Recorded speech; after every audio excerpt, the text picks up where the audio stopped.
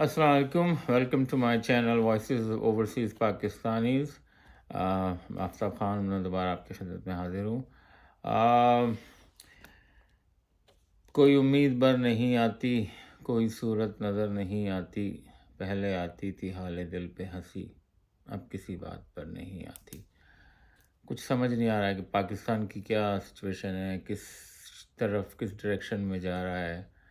کوئی آئین نہیں ہے، کوئی قانون نہیں ہے، عدالتوں کی کوئی بات نہیں سنی جا رہی۔ عمران ریاض خان کو ابھی تک کچھ پتہ نہیں چل رہا ان کا کہ وہ کہاں ہیں، زندہ ہیں مردہ ہیں، لیکن بہرحال آج کچھ ابھی کنفرمیشن نہیں ہے، لیکن نیوز یہ آئی ہے کہ وہ زندہ بھی ہیں اور انشاءاللہ بہت جلد وہ چھوڑ دی جائیں گے، یا ان کو رہا کر دیا جائے گا، یا جنہوں نے بھی ان کو اغوا کیا ہے۔ لیکن بات یہی ہے کہ 4 مہینے ہونے والے ہیں۔ پہلے بھی ایسی امید دلائی گئی تھی بقرعید سے پہلے بھی۔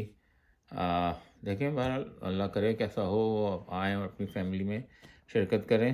عمران خان کو بھی گرفتار ہوئے 25 دن کے آگے پیچھے ہو گئے ہیں، اور ان کو بھی ابھی تک ان کی بھی ہیئرنگ وغیرہ نہیں لگ رہی دوبارہ سے، جو کہ ایک پروسیس شروع ہوا تھا، لگ رہا تھا کہ وہ پچھلے ہفتے چھوٹ جائیں گے، لیکن وہی ہوا کہ جو مداخلت ہے، جو نامعلوم افراد ہیں، انہوں نے جن ججز کو تھریٹ کیا ہے، کیا ہوا وہ ججز وہ اب مطلب ان کے ٹرانسفر ہو گئے ہیں، وہ اپنے چھوڑ کے بھاگ گئے ہیں یا کسی اور جگہ پہ چلے گئے ہیں۔ تو اور اس کی سب سے بڑی مثال لا قانونیت کی سب سے بڑی مثال پرویز الہی کے ساتھ جو زیادتی ہو رہی ہے، اور میرے خیال میں پرویز الہی صاحب کے ساتھ زیادتی کرنے کا جو مقصد ہے وہ میسج دلوانا ہے عمران خان صاحب کو کہ آپ کچھ بھی کر لیں،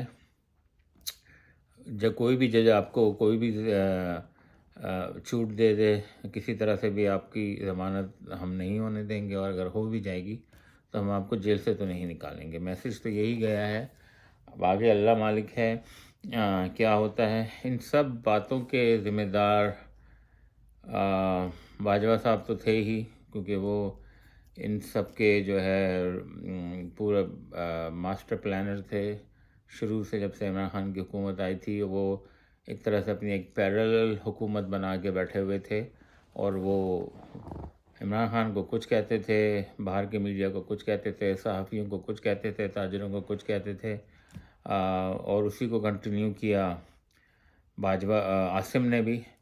عاصم صاحب جو ہیں جنرل ہیں، ان لوگوں کو تو کچھ کہتے ہوئے بھی وہ افسوس ہوتا ہے کہ یہ ایسے اتنے بڑے بڑے عہدوں پہ کیسے پہنچ گئے ہیں، اور ان کو ایک بیسک کانسیپٹ، بیسک جو آرم فورسز کے لوگ ہیں جن کا مقصد ہی ملک کو دفاع کرنا ہوتا ہے اور لوگوں کو پروٹیکشن پرووائڈ کرنا ہوتا ہے، وہ کس طرح سے یہ سب چیزیں ہونے دے رہے ہیں اور اس میں انوالو ہیں۔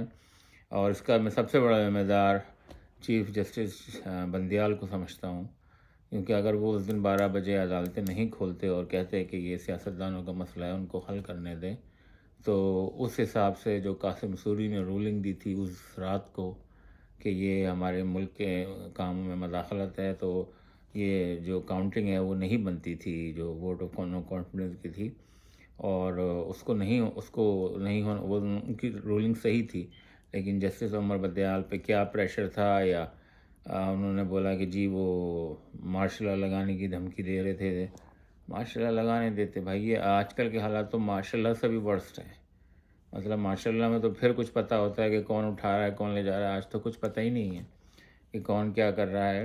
اور اس کے آپ یہ دیکھیں کہ جن کو یہ لوگ عمران خان کو ہٹا کے ان کو لے کے آئے تھے، پی ڈی ایم والوں کو، اور وہ سارے جو کرمنل تھے، اسحاق ڈار کو لے کے آئے، شہباز شریف کو سب سے پہلے لے کے آیا، اس کو ایک دن پہلے سزا ہونے والی تھی اس کے کیس میں، اس کو وزیر اعظم بنا دیا، اس کو اور اس کے بیٹے کو وہ پنجاب کا وزیر اعلیٰ بنا دیا، اور اب وہ 15-16 مہینے میں جو بیڑا غرق کر کے گئے ہیں، اور وہ دیکھ لیں وہ چلے گئے ہیں، کیونکہ یہ پاکستان تو ان کا ملک نہیں ہے، وہ تو یہاں پہ حکومت کرنے آتے ہیں، کرپشن کرنے آتے ہیں، اور یہ ان جیسے لوگ، عاصم منیر اور باجوہ جیسے لوگ ان کو اکاموڈیٹ کرتے ہیں، اور جب وہ کر چکے ہوتے ہیں تو وہ ان کو واپس چلے جاتے ہیں۔ اب وہ ویٹ کر رہے ہیں دوبارہ حکومت کرنے آنے کے لیے۔ اور آپ نے یہ بھی دیکھا ہوگا کہ اس دوران جتنے دن وہ لوگ اسحاق ڈار بھی اس میں شامل ہے، حمزہ بھی، اور سارے جو لوگ ہیں جنہوں نے 15-16 مہینے بڑی پھرتیاں دکھائی کرتے پکڑنے کے لیے اور خوب دورے کیے، کسی کو ایک بیماری لاحق نہیں ہوئی، کسی کی کمر میں درد نہیں ہوا، کسی کا ہارٹ دل کا عارضہ نہیں ہوا، کسی کو بلڈ پریشر اوپر نہیں گیا، سب نے لوٹ مار کی دبا کے. اور جب ان کی پیشیاں لگتی تھیں تو یہ جب سب بیمار ہوتے تھے ان کو سرٹیفکیٹ بھی مل جاتے تھے. وہ سب چل رہا تھا. اور اس کے باوجود ایک بات اور، ایک بڑی اہم بات ہے، آپ لوگوں نے بھی نوٹس کی ہوگی کہ ان 15-16 مہینوں میں اور اب بھی بارڈرز کے اوپر کوئی فائرنگ نہیں ہو رہی، نہ ہی کوئی فائر ایکسچینج ہو رہے ہیں، نہ وہ ہمارے اس طرف آ رہے ہیں، نہ سب امن اور چین ہے. لیکن جب عمران خان تھا، آپ نے نوٹ کیا ہوگا، آئے دن انڈین فورسز بارڈر پہ اپنی خرمستیاں کرتی رہتی تھی اور پاکستانیوں کو جواب دینا پڑتا تھا. لیکن اب وہ کچھ نہیں ہو رہا. اس کی وجہ یہی ہے کہ وہ پریشر رکھنا تھا کہ جی دیکھیں ہماری فوج پہ کتنا کڑا امتحان آیا ہوا ہے، انڈیا حملہ کرنے والا ہے، یہاں پہ یہ ہو رہا ہے وہ ہو رہا ہے، اور وہ سارے اب کچھ نہیں ہے. کیونکہ انڈیا کو اب ضرورت ہی نہیں ہے پاکستان کے ساتھ کسی طرح سے بھی کمپیٹ کرنے کی، کیونکہ ہم لوگ وہ اس کی ورث بھی کھو چکے ہیں. اس لیے کہ وہ بولے بھائی ہم ان کے پیچھے ٹائم کیوں ضائع کریں، یہ تو اپنے آپ کو ہی برباد کر رہے ہیں. اس کا حساب اس سے لگا لیں کہ انڈیا کا روپیہ ہمارے روپیے سے 3-3.5 گنا 4 گنا تک پہنچ گیا ہے. وہ اسٹرانگ ہو گئے ہیں، وہ چاند پہ چلے گئے ہیں، وہ بجلی جمع کر کے اس سے کوڑا جمع کر کے اس سے بجلی بنا رہے ہیں. ہمارے والے کوڑا جمع کر کے حکومت بنا رہے ہیں، سارے کرمنل کو جمع کر کے وہ حکومتیں بنا رہے ہیں، ان کو بڑے بڑے عہدے دے رہے ہیں. تو یہ سب چل رہا ہے. اور اس کا بس یہی ہے کہ بالکل ہی کوئی امید بہرحال نہیں چھوڑنی چاہیے، اللہ کی ذات سے امید رکھنی چاہیے. لیکن ایک غریب آدمی کے لیے تو بہت ہی برا حال ہے. غریب آدمی تو سمجھیں خودکشیاں اتنی بڑھ گئی ہیں کہ وہ رپورٹ ہی نہیں ہو رہی ہیں. اور کل کسی نے ایک وہ بھیجا اس کا ٹیکسٹ کہ کراچی میں ایک آرگنائزیشن ہے، انہوں نے اعلان کیا کہ بھائی آپ خودکشی نہیں کریں، اور خودکشی کرنے سے پہلے آ کے ہم سے ملاقات کر لیں، جو بھی آپ کے اخراجات ہیں، کھانا پینا راشن وغیرہ جو بھی ہے وہ ہم آپ کو دے دیں گے. پلیز آپ اپنے بچوں کو نہ ماریں اور اپنے آپ کو نہ ماریں، خودکشیاں نہ کریں، خودکشی ویسے ہی حرام ہے. اور ویٹ کریں اس پوری یہ جو ایک ضلالت ان لوگوں نے شروع کری تھی اس کے اختتام پہ آنے کا. بس یہ دیکھیں نا کہ اتنے ڈالر 325-350 میں بھی نہیں مل رہا مارکیٹ میں. چینی کے پرائس کہاں پہنچے ہوئے ہیں. پیٹرول دیکھیں 150 روپے پہ عمران خان چھوڑ کے گیا تھا، وہ 300 سے اوپر چلا گیا پیٹرول ڈیزل. کوئی پوچھنے والا نہیں ہے. مطلب ہر طرح سے 3 سے 4 گنا بربادی کر دی.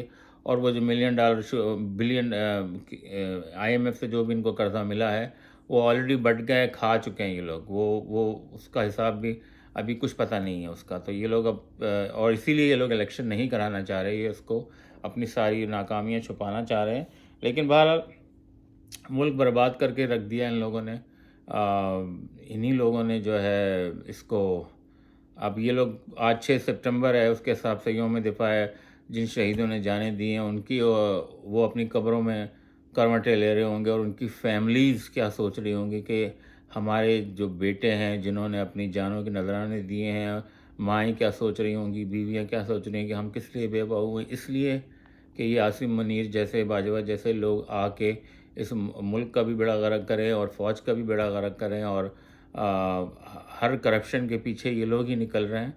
تو اس حالات میں مجھے راحت اندوری صاحب کے چند اشعار یاد آ رہے ہیں کہ جدھر سے گزرو دھواں بچھا دو، جہاں بھی پہنچو دھمال کر دو، تمہیں سیاست نے حق دیا ہے،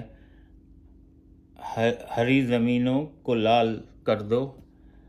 اپیل بھی تم، دلیل بھی تم، گواہ بھی تم، وکیل بھی تم، جسے بھی چاہے حرام کر دو، جسے بھی چاہے حلال کہہ دو. تو یہ صورتحال ہے. بہرحال پیوستہ رہ شجر سے امید بہار رکھ. دیکھیں انشاءاللہ اب یہی ہو رہا ہے کہ جو لڑائی پنجاب میں لڑی جا رہی ہے، خاص طور پہ جس میں ہماری جو یاسمین راشد ہیں اور عمران ریاض ہے اور اپنا پرویز الہی صاحب ہیں، اور جو ساری خواتین جیلوں میں بند ہیں جن کا کوئی پرسان حال نہیں ہے، 10,000 سے زیادہ ورکر اس وقت جو ہے قیدوں میں ہیں، ان کا کوئی چھوڑنے کے لیے لوگ کوئی تیار نہیں ہے، کوئی ہیری نہیں لگ رہی، کچھ نہیں ہو رہا. تو بہرحال امید کرتے ہیں. اتنی مایوسی چھائی ہوئی ہے. مایوسی گناہ ہے، مایوس نہیں ہونا چاہیے، لیکن جن لوگوں پہ یہ گزر رہی ہے وہی جانتے ہیں کہ ایک ایک دن، ایک ایک منٹ، ایک ایک مہینہ، ایک ایک گھنٹہ کیسے گزرتا ہے ان جگہوں پہ جہاں پہ کوئی ان کو پوچھ نہیں رہا. تو بڑا سخت ٹائم ہے. بس اللہ سے دعا کریں کہ اللہ پاکستان کی حفاظت کرے، اللہ عمران خان کی حفاظت کرے، اور جو جیلوں میں ہیں ان کو صبر عطا فرمائے. انشاءاللہ بہت جلد یہ سب باہر ہوں گے، اور کسی طرح سے بس الیکشن ہو جائیں گے تو پھر کوئی امید کی کرن نظر آئے گی، اور انشاءاللہ thing will go back to normal. چلیں، دعاؤں میں یاد رکھیں، اور اگلی ویڈیو تک اجازت دیجیے. السلام علیکم. پاکستان زندہ باد.